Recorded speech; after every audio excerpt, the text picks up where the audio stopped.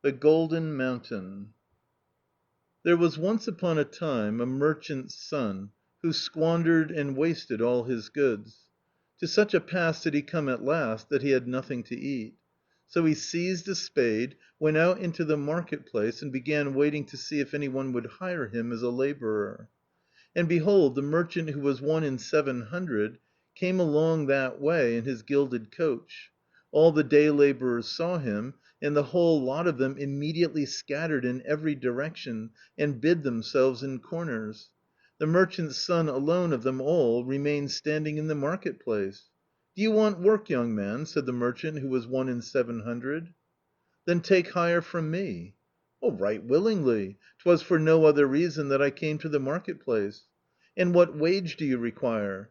"If you lay me down 100 roubles a day, 'tis a bargain." "That is somewhat dear." "If you think it dear, go and seek a cheaper article. But this I know, crowds of people were here just now. You came, and away they all bolted." "Well agreed. Come to morrow to the haven." The next day, early in the morning, our merchant's son came to the haven. The merchant who was one in 700 had already been awaiting him some time. They went on board ship and went to sea. They sailed and sailed. In the midst of the sea an island appeared. On this island stood high mountains, and on the seashore something or other was burning like fire. "Can that which I see be fire?" said the merchant's son. "Nay, that is my little golden castle." They drew near to the island, they went ashore. His wife and daughter came forth to meet the merchant who was one in 700, and the daughter was beautiful with a beauty that no man can imagine or devise and no tale can tell. As soon as they had greeted one another they went on to the castle, and took the new labourer with them. They sat them down at table and began to eat, drink, and be merry. "A fig for to day," said the host. "To day we'll feast, to morrow we'll work." The merchant's son was a fair youth, strong and stately, of a ruddy countenance like milk and blood, and he fell in love with the lovely damsel. She went out into the next room, she called him secretly and gave him a flint and steel. "Take them," said she, "and if you should be in any need, use them."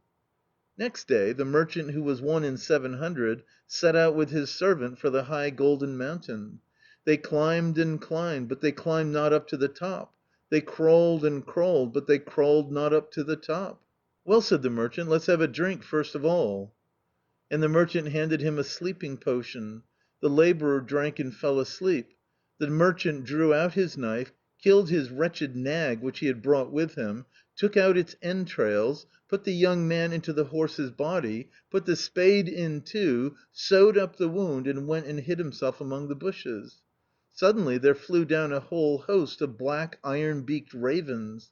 They took up the carcass, carried it up into the mountain, and fell a-pecking it. They began eating up the horse, and soon pierced right down to the merchant's son. Then he awoke, beat off the black crows, looked hither and thither, and asked himself, "Where am I?" The merchant who was one in 700 bawled up at him, "On the golden mountain. Come, take your spade and dig gold." So he digged and digged, throwing it all down below, and the merchant put it on waggons.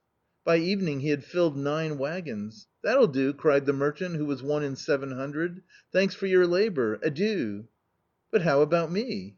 "You may get on as best you can. 99 of your sort have perished on that mountain. You will just make up the 100."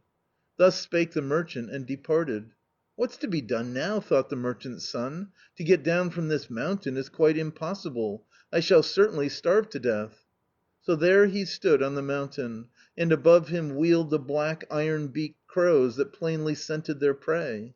And then it occurred to him how the lovely damsel had taken him aside and given him the flint and steel, and said to him herself, "Take it, and if you are in need, make use of it." And look now, she did not say it in vain. Let us try it. The merchant's son took out the flint and steel, struck it once, and immediately out jumped 2 fair young heroes. "What do you want? What do you want?" "Take me from this mountain to the seashore." He had no sooner spoken than they took him under the arms and bore him carefully down from the mountain. The merchant's son walked about by the shore, and lo! a ship was sailing by the island. "Hi, good ship folk, take me with you." "Nay, brother, we cannot stop. Such a stoppage would lose us 100 knots. The mariners passed by the island, contrary winds began to blow, a frightful hurricane arose. "Alas! he is plainly no simple man of our sort, we had better turn back and take him on board ship." So they returned to the island, stopped by the shore, took up the merchant's son, and conveyed him to his native town.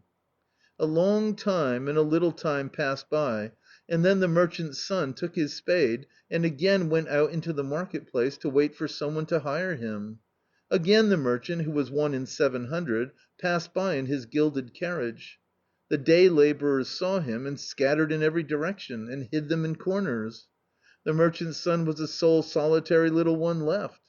"Will you take hire from me?" said the merchant, who was one in 700. "Willingly. Put down 200 roubles a day and set me my work." "Rather dear, eh?" "If you find it dear, go and seek cheaper labour. You saw how many people were here, and the moment you appeared they all ran away." "Well then, done. Come to morrow to the haven." The next morning they met at the haven, went on board the ship, and sailed to the island. There they ate and drank their fill one whole day, and the next day they got up and went toward the Golden Mountain. They arrived there. The merchant, who was one in 700, pulled out his drinking glass. "Come now, let us have a drink first," said he. "Stop, mine host! You who are the chief ought to drink the first. Let me treat you with mine own drink." And the merchant's son, who had betimes provided himself with a sleeping potion, poured out a full glass of it, and gave it to the merchant, who was one in 700. He drank it off and fell into a sound sleep. The merchant's son slaughtered the sorriest horse, disembowelled it, laid his host in the horse's body, put the spade thereto, sewed up the wound, and went and hid himself among the bushes. Instantly the black iron-beaked crows flew down, took up the carcass, carried it to the mountain, and fell a-pecking at it.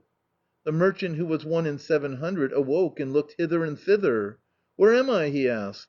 "On the mountain," bawled the merchant's son. "Take your spade and dig gold. If you dig much, I will show you how to get off the mountain." The merchant, who was one in 700, took his spade and dug and dug. He dug up 20 waggon loads. "Stop, that's enough now," said the merchant's son. "Thanks for your labour, and good bye." "But what about me?" "You? Why, get on as best you can. 99 of your sort have perished on that mountain. You can make up the 100." So the merchant's son took all the 20 waggons, went to the golden castle, married the lovely damsel, the daughter of the merchant who was one in 700, took possession of all her riches, and came to live in the capital with his whole family. But the merchant who was one in 700 remained there on the mountain, and the black iron-beaked crows picked his bones. End of the Golden Mountain.